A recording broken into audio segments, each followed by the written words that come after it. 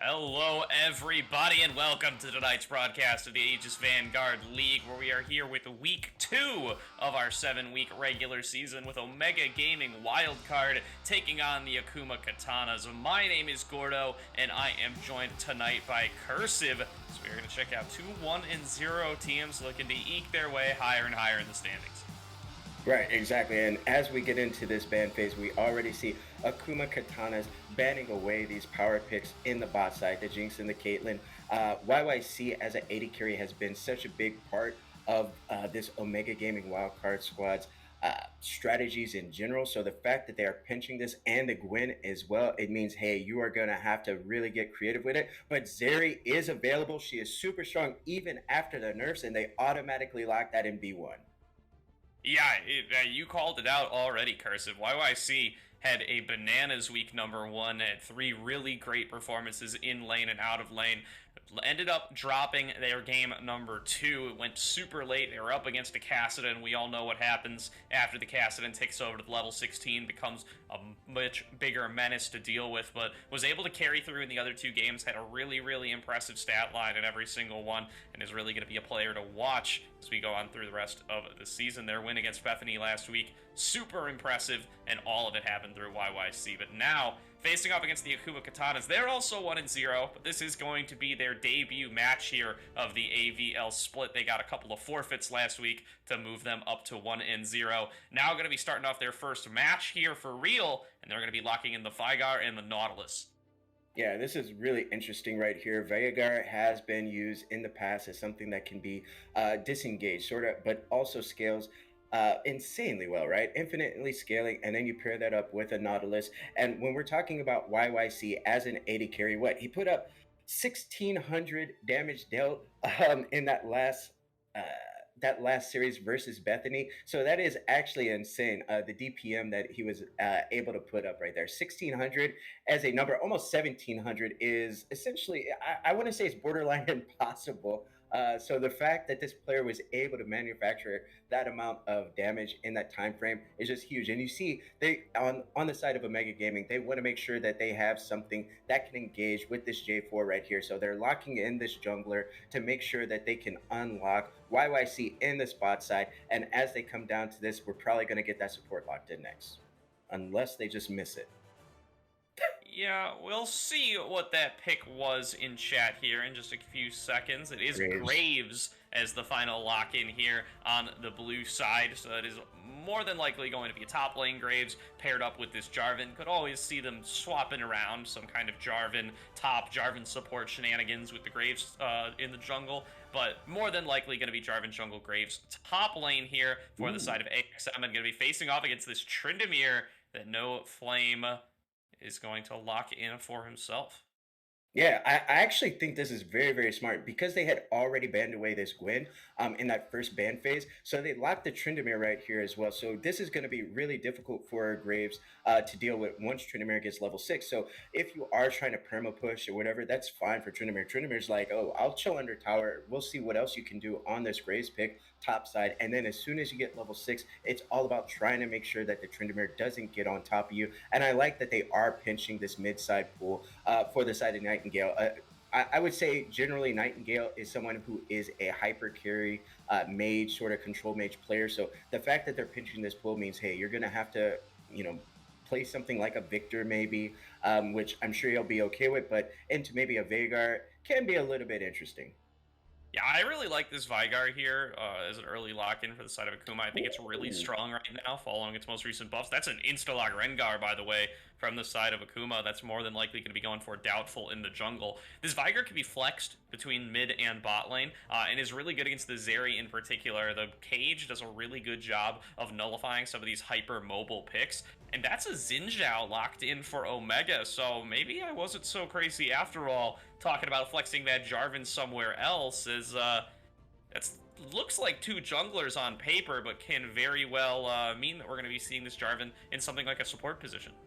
Yeah, I think this might develop into something where they are really AD heavy. The fact that they actually have to pivot to a LeBlanc here is pretty interesting because Nightingale had actually leaned a little bit more into those control mages that hyperscale. So the fact that they pivot to the LeBlanc says, hey, Nightingale, is going to have to actually put on his carry pants in this early game, kind of be a bridge to the mid game for YYC as the AD carry. And then we're looking at Akuma, Katanas right here, hovering a lot of things. They have a lot of 82, but then you have the Vanguard with them as well. So they're still going to have a lot of damage, mixed damage in general. And that there goes that Ivan right there. So I really like some of the things right here with the Ivan Rengar sort of duo. It is actually hyper strong. And Akuma, Katana's first game, they are throwing out some big wrenches right here. And we'll see if Omega Gaming Wildcard can actually dodge it. The Greenfather in the mid lane, paired on up with the Rengar here, setting up for some of those spicy jungle plays, some of those really powerful engages in the later game too. You could just throw on out those bushes to give jumps pretty much anywhere. You can extend out bushes that already exist to try to produce more pathways for the Rengar to be able to get that actual assassination proc out of. And then the trigger seed, the E, is really just so powerful there when paired up with the Tryndamere. He's going to be wanting to spinning in the middle of everybody. He's going to be looking to keep the fight going that way and being able to both shield him and give that big explosive damage and slow on top of him. Going to pair really well with the rest of the squad here. The Veigar in the bot lane is going to be representing that AP damage source that you're looking for. Going to be pretty good against the Zeri like we already discussed. So it's really just up to whether or not Ivern can navigate the lane up against the LeBlanc. He's pretty actually decent in lane. He just maxes the trigger seed, plops it on himself constantly, and it does damage to the wave even if you pop it. So he can just kind of sit there in the wave, get his wave clear on across, and then back on away when it's no longer safe for him. But, you know, you have to know your limits. You have to play with respect towards the damage that the LeBlanc is going to bring to the table. We're going to be looking on Klexo to be able to pull that off.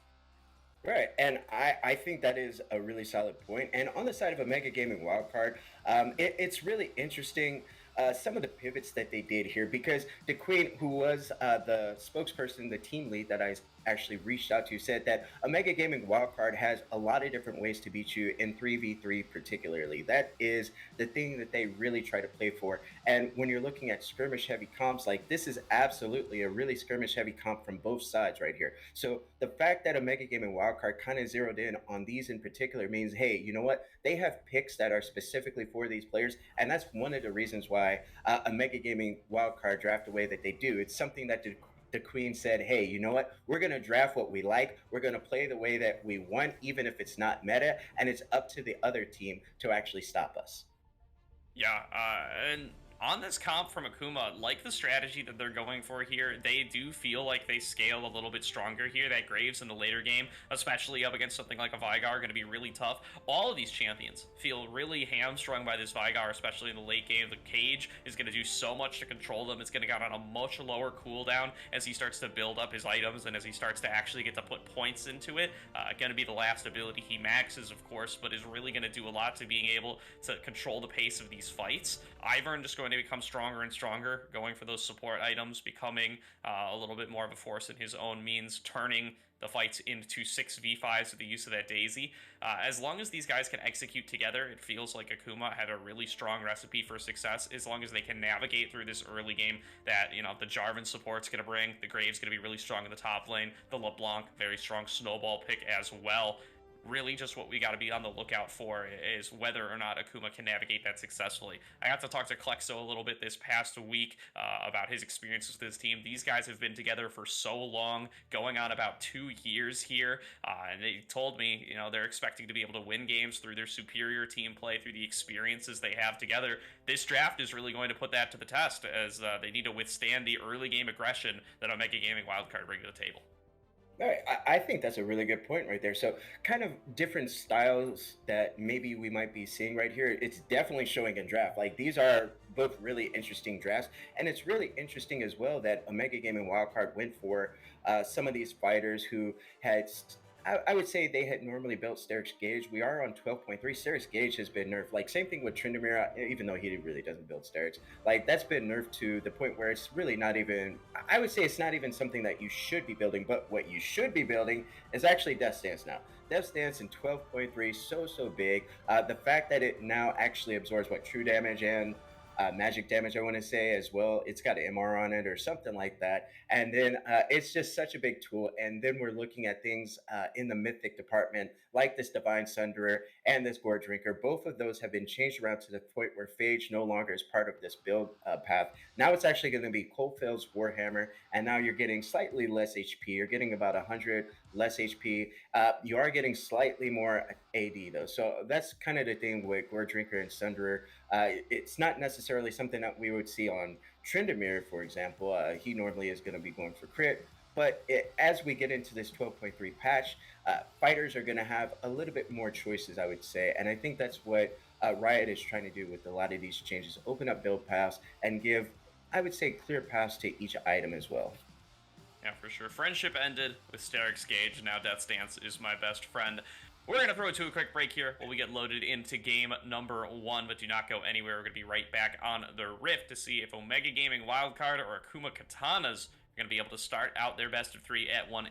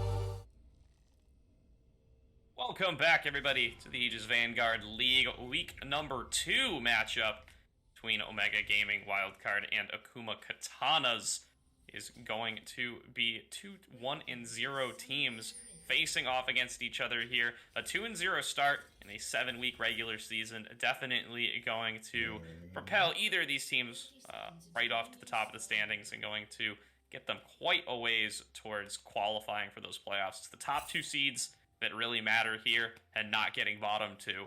And getting towards those top two requires dropping, of course, as few games as possible. So we got a five-man invade coming through from the Akuma Katanas. We talked about them as one of these scaling compositions, but that's not going to stop them from trying to get proactive early and spot out I Am Javi early on. Yeah, Akuma Katana just says, hey, let's see if we can take advantage of our superior CC. See if we can maybe get a pick on this five-man invade. Unfortunately, they don't do it, but YYC spots them out, lays down a ward, gets cleared out and everything. They lay some vision on that red as well, so they'll have full knowledge of this Xinjiao. I am Javi. They'll have full knowledge of it as he gets there. And it's really interesting the way that they're doing this with I mean, they have essentially some really non-traditional things here. Ivern, Rengar, Vagar, Nautilus. And it's going to be interesting how they navigate not just the early game pressure that may happen with Prio in general, but how they respond to possible invades. Because Ivern necessarily, he has, his shield is his wave clear essentially. And if you're a LeBlanc, like if you can actually time your all in, the WQ and all those things, the ER, maybe you can pop Ivern when the shield is down since he has to use it for wave clear. And on the other side, Javi, I want to see, is he actually going to try to invade or anything like that on this Rengar? Rengar is usually pretty solid early on, so it might be a little dangerous doing that. But at the same time, it's like, hey, you have lanes that maybe necessarily aren't going to be getting prio too often. So maybe Javi wants to, limit test and see what he can actually do with the invades. Absolutely here. It is going to be the Airy on this Jarvan in the bottom lane, so just taking notes of this little tech here. Going to be looking to utilize that shielding synergy with the Zeri. Going to have a little bit of extra poke damage there as well. So that wave going to be shoving in early on here. The level 2 going to be hit by the bot lane of Omega first and foremost. YYC and 35701 taking full advantage of that. Get some early harass here onto Extorted and Soli, but they're chilling. They're waiting just a little bit longer until they're going to be able to take over, get the abilities on the Veigar, and even then, they're going to want to just farm this lane out safely, get their Veigar stacks, scale on up, and be way stronger coming in the later game. Yeah, I like what they're doing right here on the side of Omega Gaming Wildcard. Instantly, as they get prio, they rotate up into that jungle of the side of Akuma Katanas, and they spot out the Rengar on the blue buff as well. So this is actually really exciting here because Vagar obviously cannot respond because his wave clear is so low early on, and we have two conflicting styles on each side here, with YYC going for a consistent damage sort of AD with Zeri, and we're looking at Extorted, who is essentially going to turn into a burst champion once he gets level 6. Yeah, Doubtful gonna get caught on out here, trying to run away, forced to flash over the wall. Has the trigger seat on top of him, but that's not going to be enough. Solely going to be forced to flash away from the flag and drag as well. Flash after from YYC. Right. His first blood exhaust comes through just a little bit late. Will it be enough to get the Nautilus out alive? Looks like Solely is going to survive for the time being. 3507 wants to make the kill happen, throws out the flag, doesn't have the damage. Javi flashes, it becomes lightning, picks up the first blood, but is now locked inside the baby cage. Extorted going to be able to make that a 1-for-1 in the bottom lane, but first blood goes over to the Omega jungler as Klexo has to be very careful in this middle lane, losing a lot of HP to the LeBlanc traits. Yeah, I was calling him Cleo. I'm not sure if that's right, but look at this. Rengar is going in too on the mid side. Everybody invited here. Oh, now the lockdown coming through onto Nightingale. They know that this is the real one, as it was still locked down as the clone. But still, 35701 trying to turn this one around. Has tons of damage on that Jarvan. Will be able to get the kill on Klexo. And now here comes Klexo trying to get a little bit farther away. Will finally be able to pick up that kill onto the Jarvan. Has Soli to be able to finish that one on off. It's another 1-for-1, this time in the mid lane, as the supports end up picking up the kills. Yeah, we're not done. No, we are not. YYC coming through onto Klexo too. They just do not want to give this Ivern a break, but he just chills farther and farther back, has the area, has the trigger seeds to keep shielding himself, and now is finally going to get that recall off, and he's got the teleport too, so he's going to be able to just come right back to lane, whereas Nightingale, also very low, doesn't have that same luxury. Yeah, and Nightingale actually had no mana as well, so needed Javi there to help try to push out this wave so that they could back. Now this wave is going to go ahead and push in, and look at this. Cleo is trying to freeze it right here. Actually, this works out just fine for Nightingale because, as you said, he does not have this teleport. So if Cleo does hold this outside of his turret, it means that by the time Nightingale walks from the fountain all the way back to the lane, the wave should be pushed into him. So essentially, Cleo needs to try to push this as quickly as he can, and he's on Ivern, right? So he's not going to be able to do that. This is actually really interesting how this is working out. And when we saw that exchange in the mid side, it was Cleo just baiting it in, and in the top side, it's just constant fighting going on, and it's just a matter of time before somebody falls. Absolutely is here, as now here comes Doubtful, diving on through, has the trigger seed, getting the slow, Nightingale trying to use the fancy footwork, blinking back and forth with W, taking a fair bit of damage, there goes the hook, but is it going to be enough? Not sure they want to go into this turret, as that's going to be 1v3, Javi jumps on in, picks up the kill onto the Ivern, now will it be able to got him. That's a double kill, that's a triple kill, turning everything around there, sweeps around the damage there with the Iron Spike Whip, has the regeneration from the passive, and that's all it takes for Xin Zhao to be able to complete what is almost their 1v3. Nightingale there to provide a little bit of emotional support. Yeah, exactly. And this is a tier 4 team.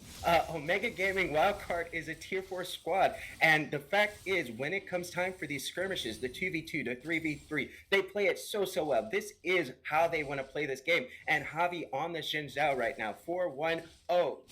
400 gold bounty, let's go. And they're going to pick up that first Drake, which is the Hex Tech Drake. So the Herald is going to be spawning here in a minute, and this Graves is just perma pushed up. I'd like to see the Graves take advantage of this prio and set up some deep vision so that as the Herald spawns, they can just rotate up, whether it be mid or maybe jungle wants to rotate up. 35701 has been really solid on these roams so that they can actually accelerate this game with the Rift Herald.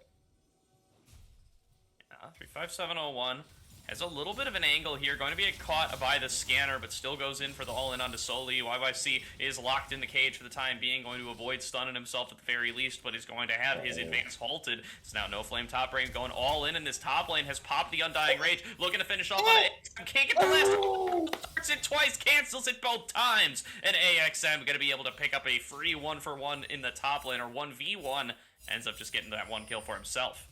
Look at that. Axe is just like, yo, outplayed, bro. Not even close. Tryndamere goes all in, and he pays for it. Okay, bot side, let's go. Yeah, the hook coming on through, going to get on to 35701, and just one-shots him there. Has the Primordial Burst, has the Vanguard damage. Doubtful shows up at the top lane, manages to get the trade down in there as well. Picks up that return kill onto AXM, and that's 2 more kills across the map. Going over to the side of the Akuma Katanas, they are not willing to give up on this early game yet. Yo, let's go, Doubtful. Nice job to pick that up. Axum right there, kind of a lazy back, right? Like, he goes in on the top side brush, and it's spotted out, obviously, because the wave is there. He was already close to the turret, and immediately Doubtful runs straight to him, gets an easy kill. Doubtful needed that, because we look at Javi right here, everywhere in the mid side, playing around Nightingale. Who saw that coming, right? Because the way that Omega Gaming Wildcard plays is generally around the bot side. The fact that they are making sure that this LeBlanc kind of gets, I would say, a little fed. The kills have gone on to Javi, but the LeBlanc has been picking up the assists as well as the XP. So the LeBlanc is doing pretty well right now, picks up the Lost Chapter and Boots. Gore Drinker has been complete by Javi as well at less than 10 minutes. So this Xin Zhao is very strong. And as this Rift Herald spawns, I would like to see, Nightingale and Axe basically coordinate their prow, push the waves together, and rotate up to help Javi possibly take down this Rift Herald.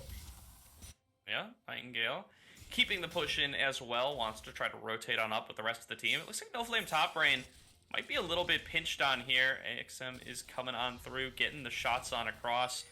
Finally going to result in that Tryndamere just spitting away, but that means 3 members up in his top river. They're spotted on out by the Scuttle Shrine, but they don't seem to care very much at all. They know Akuma can't really respond to them, at least not at this very moment.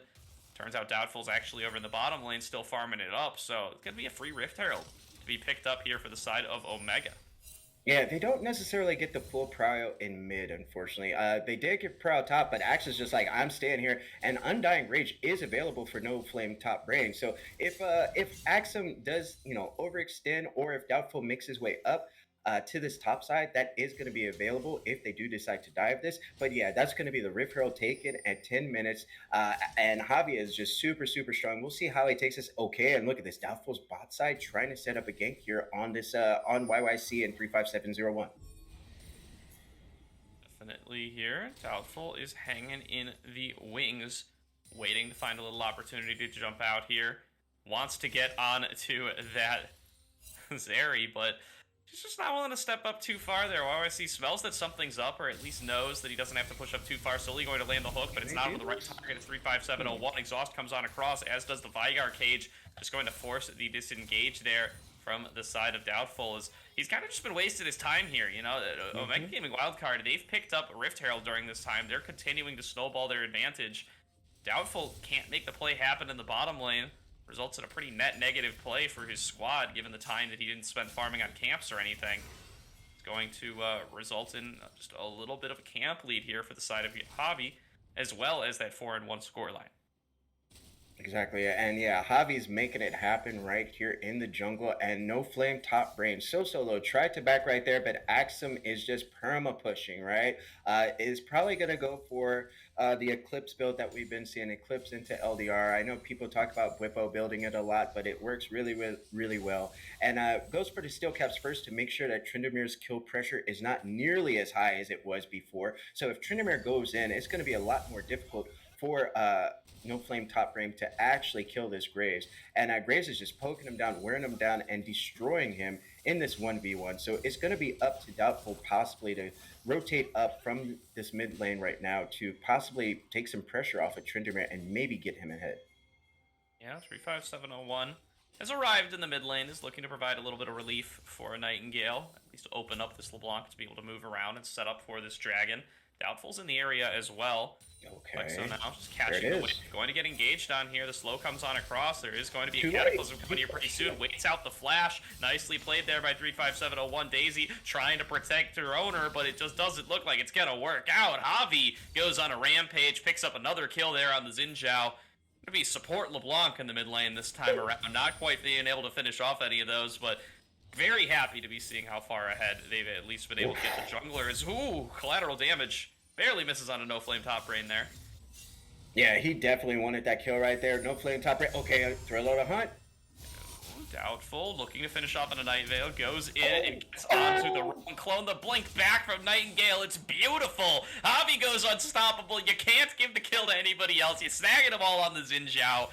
Just skyrocketing ahead in items here at 6-1 on that Xin. Going to be now going over to pick up themselves the next dragon. They know Doubtful's across the map, or off the map rather, and that means this dragon is just easy pickings.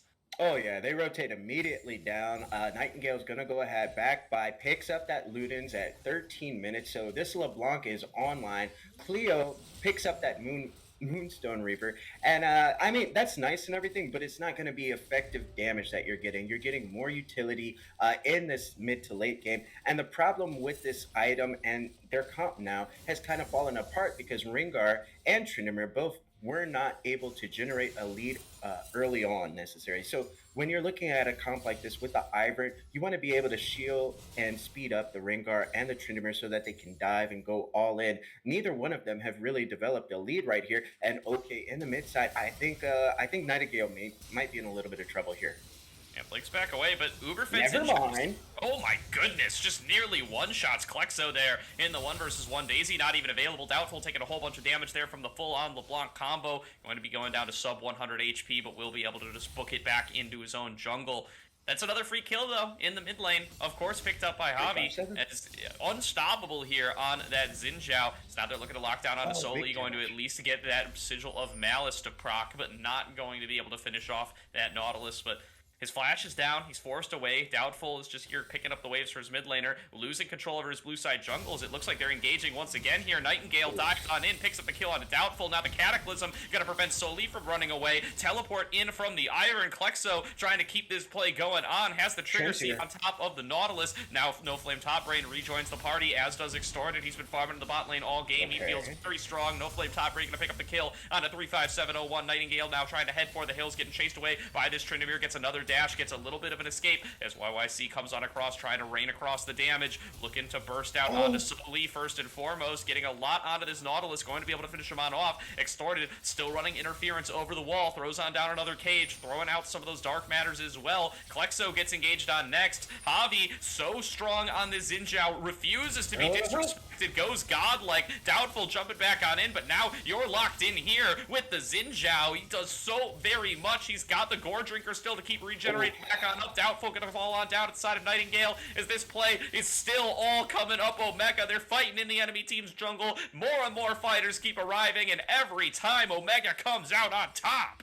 Yo, and they took the topside turret. Axum was split pushing that entire time, and disaster strikes for Akuma Katanas. They came out with this interesting comp right here, and unfortunately, it is not working at all. Omega Gaming says, hey, we see your cheese. It doesn't matter, bro. We will just absolutely out-skirmish you, out-rotate, and we're going to take every single major objective. The nice part about all that exchange was No Flame top brain somehow lived through all of that. He is going to pick up a kill, loses tier 1 and tier 2. So, okay, we're not done. Look at this.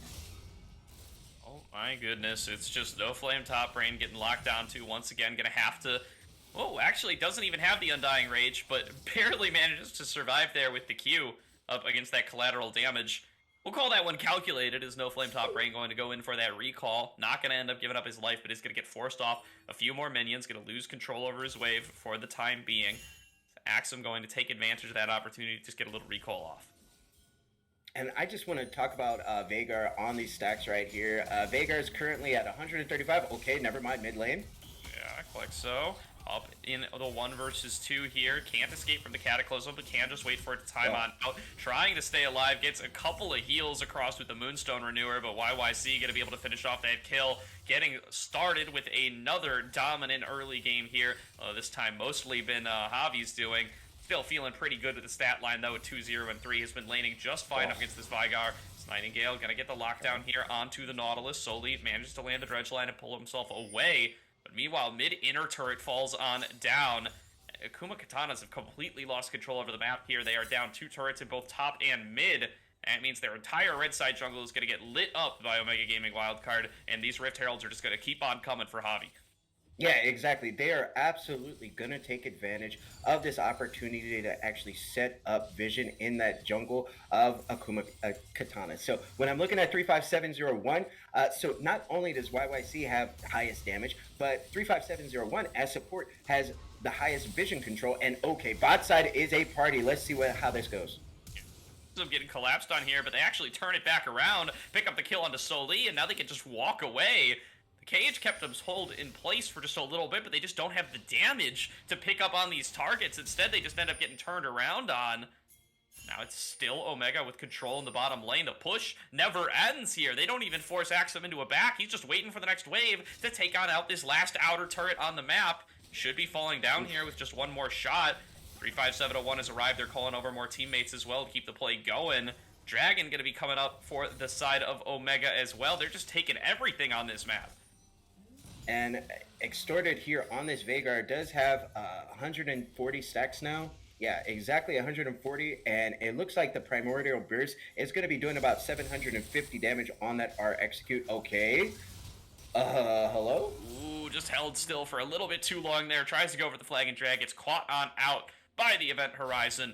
Will fall on down there, giving a little bit of a break to the side of Akuma. They get a 3rd kill over on their Veigar. They need a lot more scaling in this man if they want to be able to fight through this game, as No Flame top brain is leading the engage here onto this Graves, but Axum just does not care. They just do not have the damage to take him on out. Finally, the crits come on through, and a big shutdown goes over to this Tryndamere. They're claiming a little bit back in the bottom lane. Akuma not quite fully out of this yet. Right, and so all this happened off the back of them trying to set up deep vision. Like I kind of thought, 35701 said, hey, we have control of these lanes now. Let's see if we can push in and actually set up deep vision. And okay, they're not actually going to let them do this. They're challenging the vision. All this is happening because the side of Omega Gaming Wildcard wants to set up vision, and Akuma's Katanas recognize this. They says, hey guys, we have to make sure that we're grouping together as 3, as 4, bring multiple members because we are so far behind. And okay, Nautilus is caught out. Solely not following your advice there. Caught out with too many other members around, but will be able to escape with the help of the Flash. Finally makes his way back to the rest of the team, as that's going to be a big objective bounty. Claim for No Flame top brain in the bottom lane. If they can get a couple more of these, it'll help to equalize the gold at least a little bit. Extorted Takes a lot of damage there. Luckily dodges Oh my away, goodness. but now it's going to be 3-5-7-1, looking to keep the fight Oh my going. goodness. Goes on down to that Cataclysm. They're looking to burst out the All Vanguard. right. Nightingale will be able to finish that off, Oh. and will be able to go into the Self to escape. Oh. And now YYC carries through out of the back line, does not care about any member of this team not named Vanguard. Oh. And with him taken off the map, it is just a clean ticket to rampage through the fight. Of course, Javi's got to pick up all the kills. Javi wants to be the star of this game, so going to take over to 11 there off the back of a fat triple kill, but another big fight win for the side of Omega Gaming Wildcard.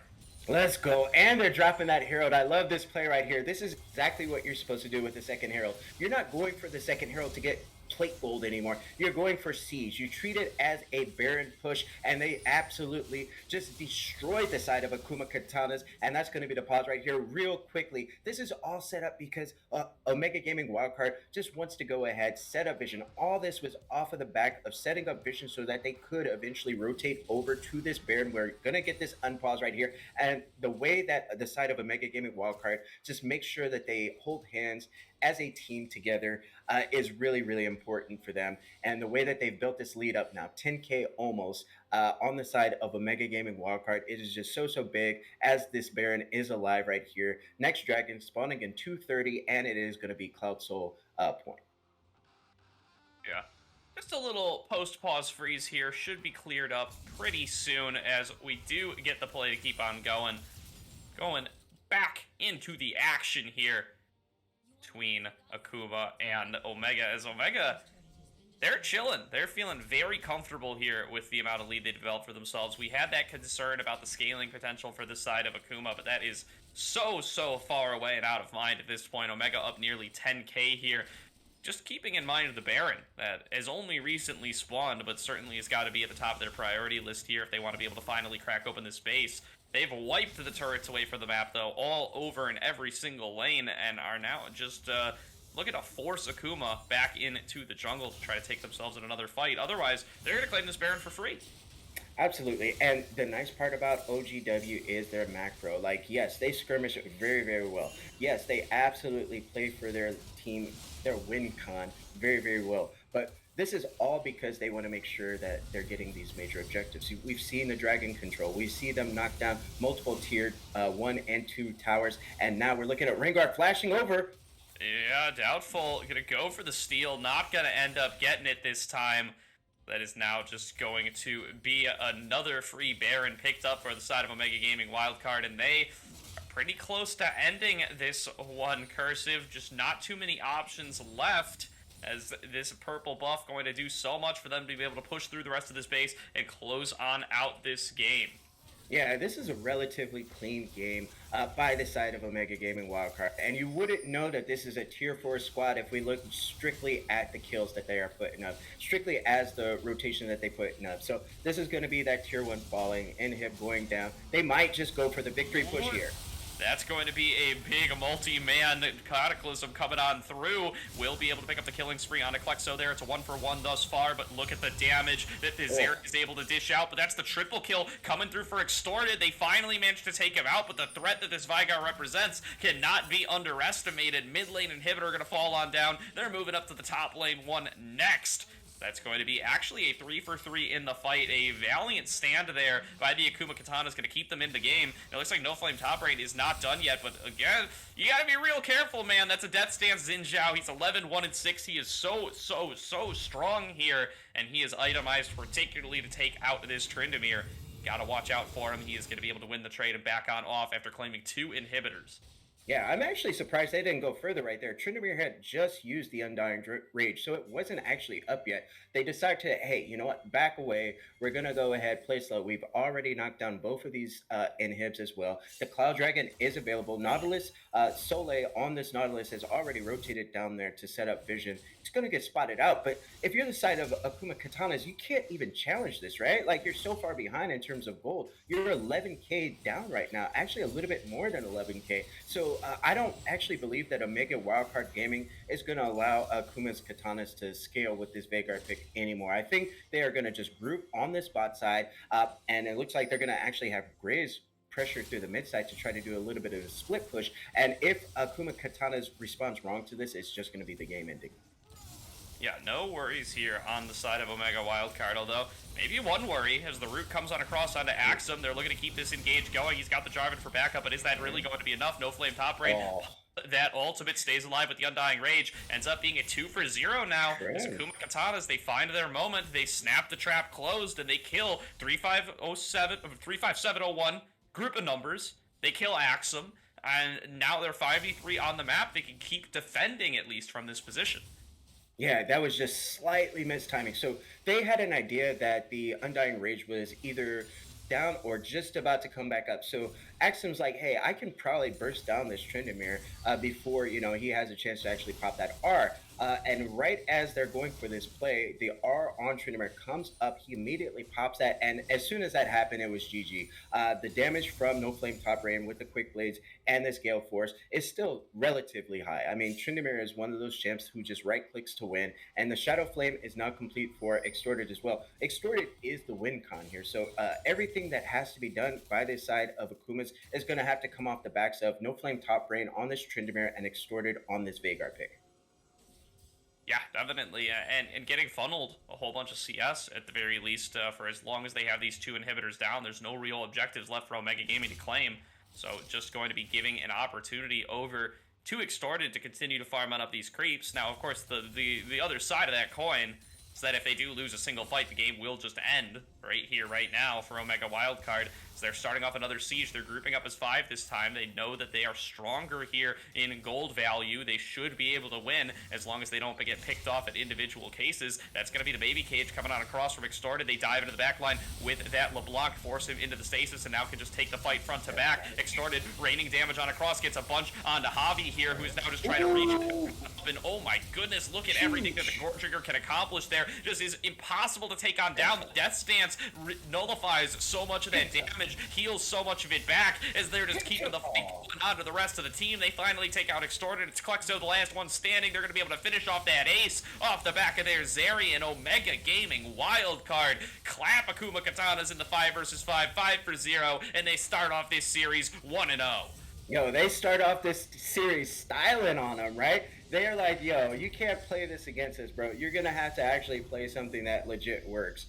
So this is one of those things where you kind of smack their hands, right? You say, hey, Akuma's Katanas, we know you were trying to do something cute and fancy right there.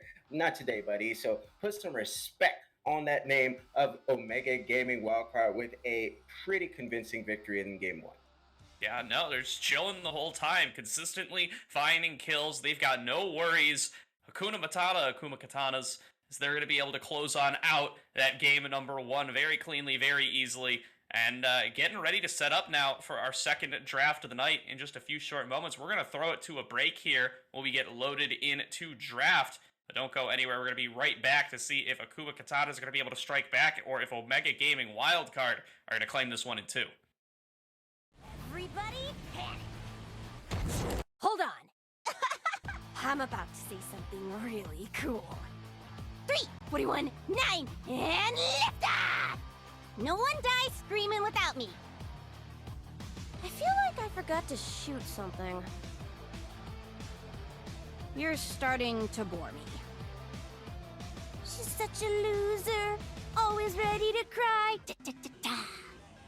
Aw, come on. What's the worst that could happen?